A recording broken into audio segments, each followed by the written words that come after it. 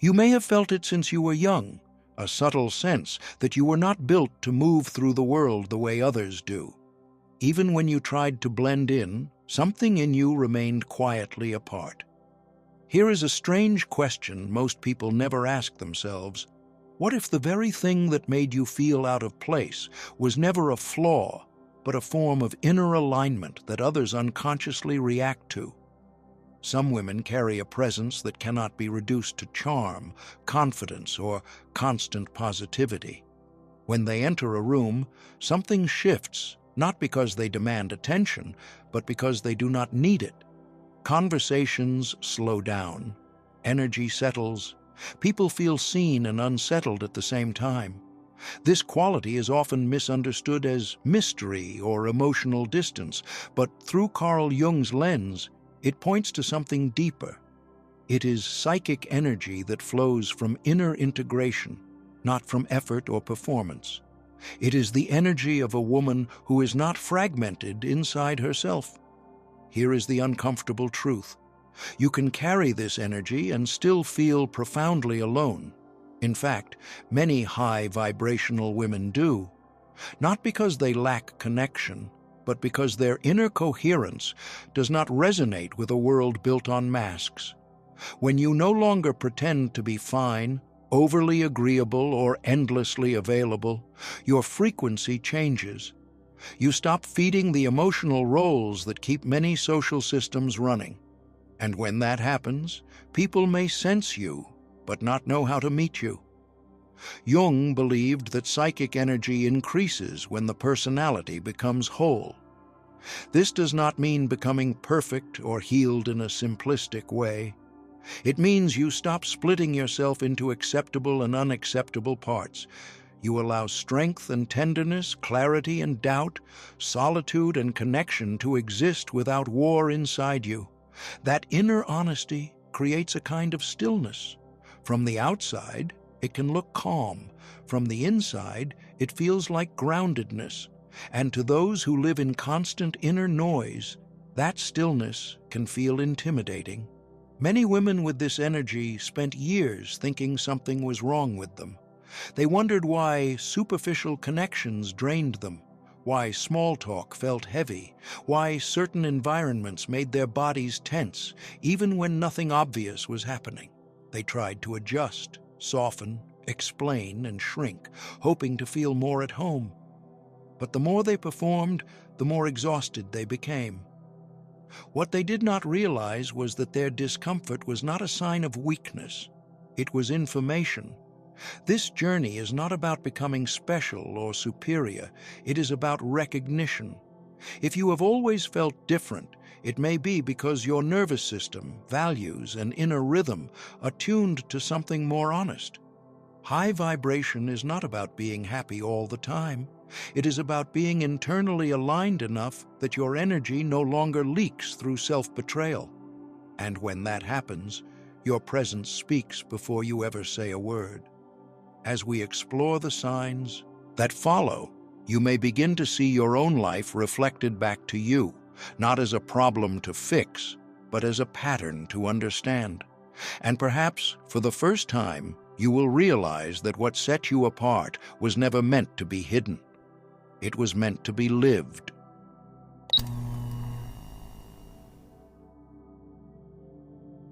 At some point, you stopped asking yourself how to stay included and started asking a quieter, more dangerous question.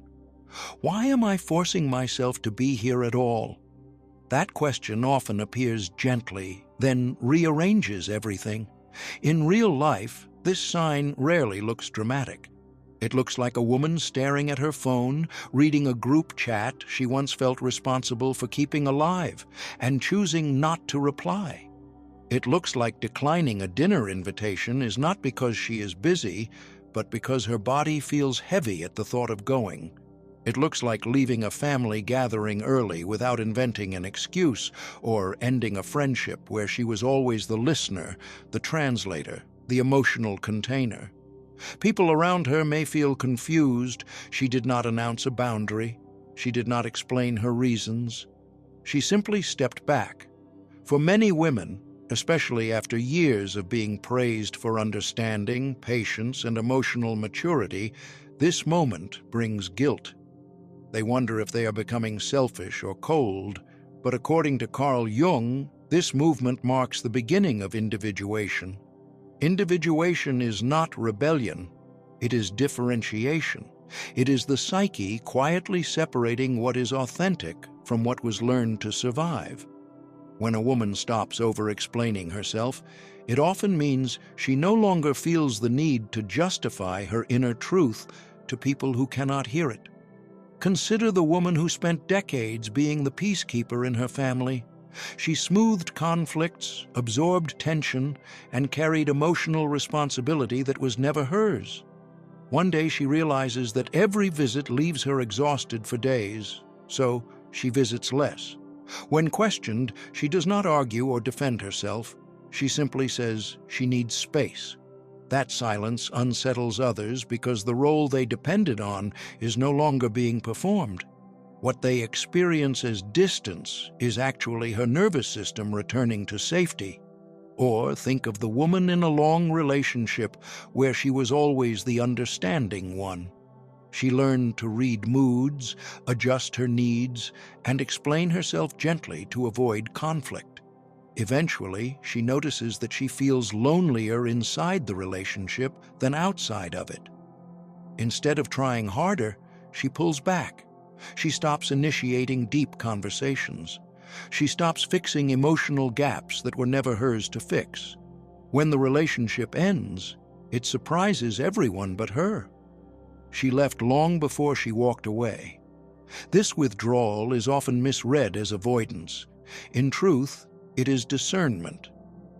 High-vibrational women begin to feel the difference between solitude and loneliness. Loneliness feels like abandonment of the self. Solitude feels like alignment. When they choose solitude, it is not because they fear connection, but because they refuse connection that requires self-erasure. There is a quiet dignity in no longer explaining yourself. Explanation is often a form of bargaining. It says, if I can make you understand, maybe you will accept me. When a woman stops doing this, her energy shifts. She is no longer negotiating her presence, she is inhabiting it. This is why this sign can feel lonely at first. The old connections fall away before new ones appear. The rooms grow quieter, the phone rings less. Yet something inside her feels more intact than it has in years. The silence is not empty, it is clean. If you recognize yourself here, ask gently, who did you stop explaining yourself to, and what part of you finally felt safe enough to step back?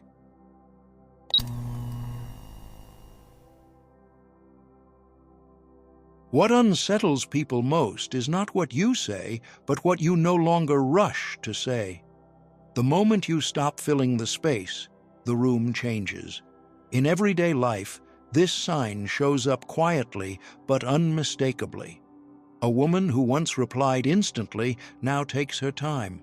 Not to punish, not to play games, but because she is no longer anxious about being misunderstood. At work, she listens in meetings without jumping in to soften the mood or validate every opinion. Suddenly, colleagues describe her as distant. In friendships, she no longer explains her boundaries in long paragraphs.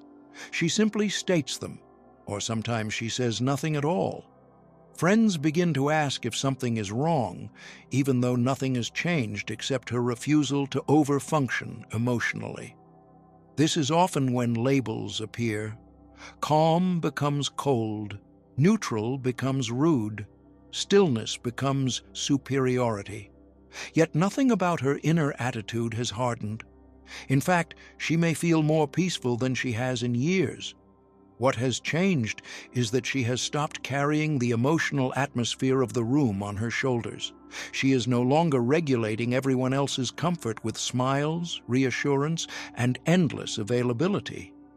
According to Carl Jung, this reaction is rooted in projection. Projection happens when people disown parts of themselves and unconsciously assign them to others. When a woman stops speaking unnecessarily, stops apologizing for existing, and stops managing reactions, others are left alone with their own inner restlessness. The discomfort they feel is not caused by her silence. It is caused by what her silence reflects back to them. Imagine a family dinner where one woman has always played the role of the emotional buffer. She laughs at uncomfortable jokes, changes the subject when tension rises, and keeps everyone at ease. One evening, she simply eats and listens. She does not intervene. The table grows awkward. Someone asks if she is upset. Someone else says she has changed. What they are reacting to is not her behavior, but the absence of a role they depended on to avoid their own discomfort. Or consider dating. A woman who once explained her feelings in detail now pauses before responding. She no longer reassures someone who is unsure of themselves. She does not chase clarity. The other person begins to feel uneasy. They accuse her of being emotionally unavailable, even though she is more grounded than ever. Her presence no longer bends to soothe insecurity, and that insecurity suddenly becomes visible. This is why high-vibrational women often experience social friction after inner growth. Their silence removes the distraction that kept others from hearing themselves. When you stop filling the air with words, the unspoken truths in a relationship surface. Power dynamics shift. Hidden expectations reveal themselves. Some people lean in with curiosity and respect. Others pull away or attack because the mirror feels too sharp. The irony is that this silence is not a withdrawal from connection. It is a deeper form of presence. She is listening without fixing, observing without absorbing, standing without shrinking. This kind of presence cannot be controlled, and that is why it feels threatening to people who rely on emotional noise to feel secure. At its core, this sign is about sovereignty. A woman who no longer rushes to explain herself is no longer asking for permission to exist as she is. Her silence says, without words, that she trusts her inner alignment more than external approval. For those ready to meet her honestly, this feels grounding. For those who depended on her emotional labor, it feels like a loss. If people have grown uncomfortable around your calm, it may be worth asking yourself this: whose inner noise stopped being your responsibility the moment you became quiet?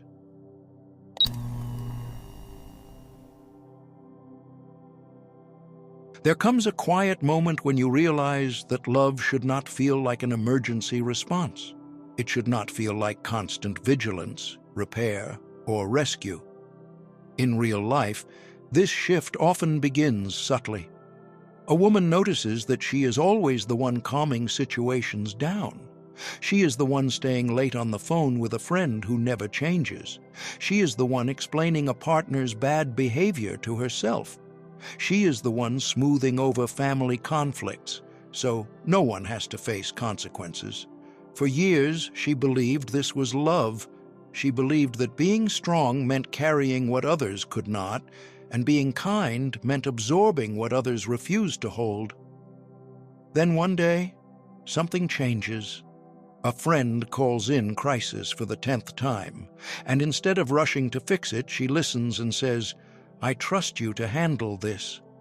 A partner repeats the same pattern of avoidance, and she no longer reminds, coaches, or negotiates. She simply steps back. A family member makes a choice that leads to discomfort, and she does not intervene to soften the outcome. For the first time, she allows reality to do its work. This is often when guilt appears. Society taught many women that compassion means sacrifice, that love means carrying more than your share. If someone is struggling, it must be your responsibility to save them. But through the lens of Jung, this dynamic reveals something deeper. When a woman is constantly rescuing others, it is often a sign that parts of her own psyche have not been fully integrated. She may be over-identified with the receptive, nurturing aspect of herself while suppressing her assertive, boundary-setting side. Jung's work emphasizes balance within the psyche. True integration does not mean becoming harder or colder. It means allowing both compassion and firmness to coexist. When a woman stops saving everyone else, she is not withdrawing love. She is restoring balance. She is no longer using care as a way to secure belonging or avoid abandonment. She is no longer confusing responsibility with worth. Consider the workplace. A woman who always takes on extra tasks to keep the team afloat eventually realizes that her competence has turned into expectation. When she stops over-functioning, others are forced to step up or face the gaps they created. At first, she may be labeled as less helpful or less committed. In reality, she has simply stopped compensating for systems that relied on her self-neglect. Or consider romantic relationships. Many women stay in dynamics where they manage emotions, predict moods, and prevent conflicts before they happen. They believe this keeps love alive, but what it often does is prevent the other person from growing. When she stops rescuing, the relationship either matures or dissolves. Both outcomes are honest. This sign is especially confronting for people around her. When she no longer absorbs chaos, others must face their own patterns. Some rise into responsibility. Others react with anger or accusations. They may say she has changed, become selfish, or stopped caring. What they are really reacting to is the loss of access to her emotional labor. At a deeper level, this shift reflects inner integration. She no longer looks outside herself to feel complete. She does not need to be needed in order to feel valuable. She can love without fixing. She can support without controlling. She can witness pain without making it her burden. The climax of this sign is not dramatic. It is deeply grounding. She realizes that saving others was never the same as loving them. In fact, it often kept everyone stuck. By stepping back, she gives others the dignity of their own journey and gives herself permission to live her own life fully. If you recognize this change in yourself, it may feel lonely at first. The space you leave behind can feel unfamiliar. But in that space, something real begins to grow. Relationships that remain become cleaner. Love becomes mutual. And for the first time, compassion flows without costing you your soul. The question this sign invites is simple but profound. Who did you stop saving when you finally chose to save yourself?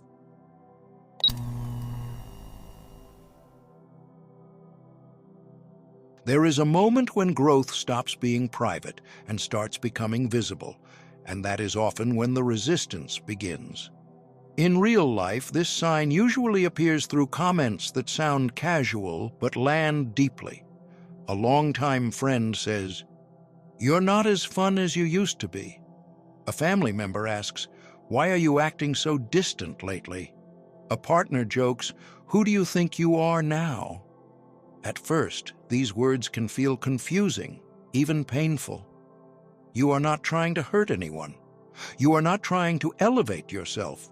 You are simply no longer willing to play the same role that once kept everything running smoothly. Take the example of a woman who was always the emotional glue in her family. She remembered birthdays, mediated conflicts, checked on everyone's feelings, and swallowed her own discomfort to keep the peace.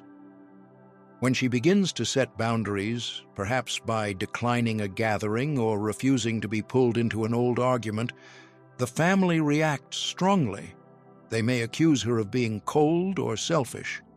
What they are really reacting to is the loss of a function they depended on. The system worked because she overgave. Her change exposes how unbalanced it always was. This reaction is not limited to the family. In friendships, a woman who was always available starts responding more slowly or saying no without explanation. Friends who relied on her emotional availability may feel abandoned. In the workplace, the woman who used to take on extra tasks without complaint begins to protect her time. Suddenly, she is labeled as difficult or less of a team player. The pattern is the same. When you stop overfunctioning, those who benefited from your self-sacrifice feel destabilized. Through the lens of Carl Jung, this moment marks a critical psychological shift. Jung described the persona as the mask we wear to belong and be accepted. For many women, this mask is built around being agreeable, understanding, and emotionally accommodating. It creates predictability. Others know who you will be and what you will give. When you begin to move toward the self, the deeper and more authentic center of your psyche, that predictability dissolves. Your growth breaks an unspoken agreement. The old version of you kept things comfortable. She absorbed tension. She adapted endlessly. She rarely challenged expectations.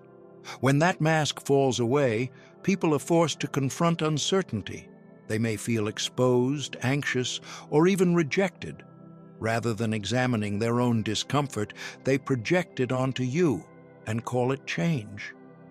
This is why the phrase, "you've changed too much," often carries so much emotional charge. It is rarely about your behavior alone. It is about the loss of control others had when you stayed the same. It is about the grief of a dynamic that no longer serves you, but once served them very well. At this stage, many women are tempted to retreat. They consider softening their boundaries, explaining themselves, or shrinking back into the old role to restore harmony. But this is the threshold. Returning to the mask may bring temporary peace, but it comes at the cost of your inner truth. Moving forward may bring conflict, but it brings integrity. The climax of this sign is a quiet realization. You understand that being liked for who you are not is not a connection, it is compliance. You see that some relationships were built not on mutual respect, but on your willingness to bend, and you begin to accept that growth will naturally filter who can walk with you into the next chapter. This does not mean everyone leaves. Some people adjust. Some relationships deepen. Those who truly value you learn to relate to the real you, not the role you played. And those who cannot often fall away, not as punishment, but as a consequence. If people have told you that you have changed too much, it may not be a warning. It may be a sign that you are finally becoming yourself. The question is not whether you have changed. The question is whether you are willing to stay real, even when the old comfort disappears.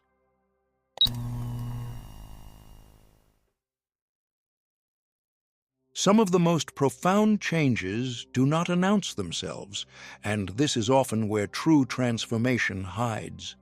In real life, this sign shows up quietly, almost invisibly. It looks like a woman who stopped explaining herself after years of being misunderstood. It looks like nights spent alone after work, not because she had no one, but because she was finally listening to herself. It looks like choosing rest over distraction, honesty over appearance, and discomfort over denial. No one applauds these moments. No one sends congratulations when you choose not to react, not to chase, not to collapse into old patterns. Yet this is where the real work happens. Consider the woman who went through heartbreak and did not announce it online. She still showed up to her job, still answered messages, still looked functional from the outside, but inside, she was sitting with grief she could no longer numb. Instead of rushing to replace the pain with a new connection, she stayed with it. She cried in the car before work. She journaled late at night. She questioned the parts of herself that tolerated less than she deserved. This kind of healing is slow and lonely, and it does not produce instant rewards, but it produces something far more rare: inner stability. Another example appears in family dynamics. A woman who grew up being the emotional anchor begins to change without announcing it. She stops fixing problems that are not hers. She listens without absorbing. She loves without rescuing. There is no dramatic confrontation.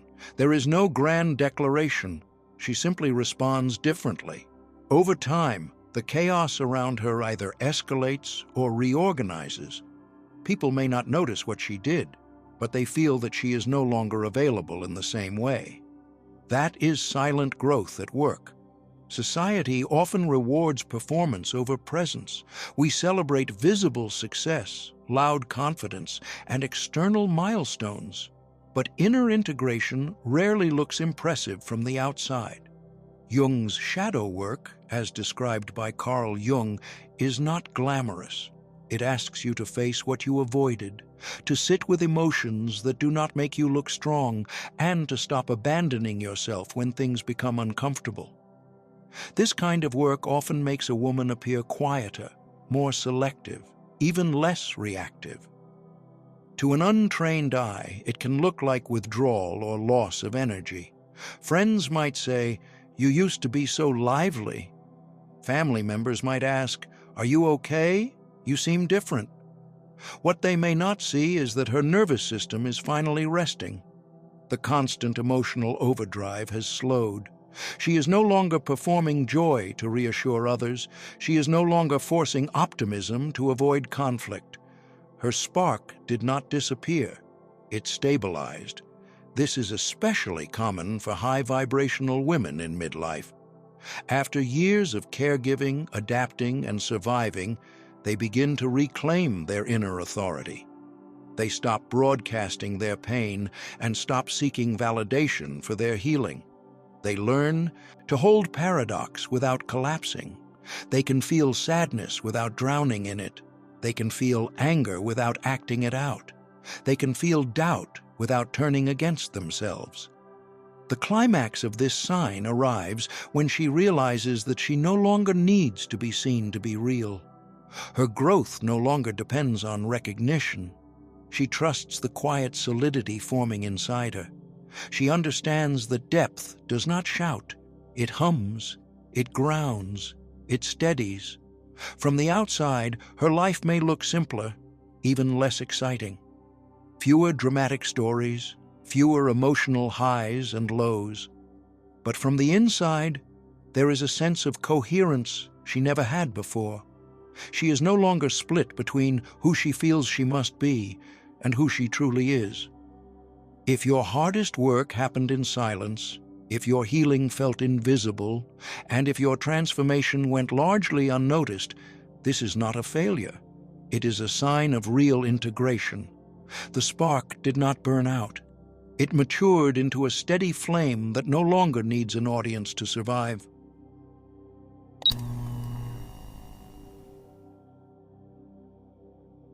At some point, the question stops being how to belong and becomes whether belonging ever tells the truth about who you are. High vibration was never about becoming flawless, impressive, or endlessly agreeable. It was about remembering what existed before you learned to adjust yourself for safety. Beneath the roles you played, the habits you adopted, and the masks you wore to survive, there was always a quieter center. Carl Jung described this as the self, the organizing core of the psyche that does not seek approval but coherence.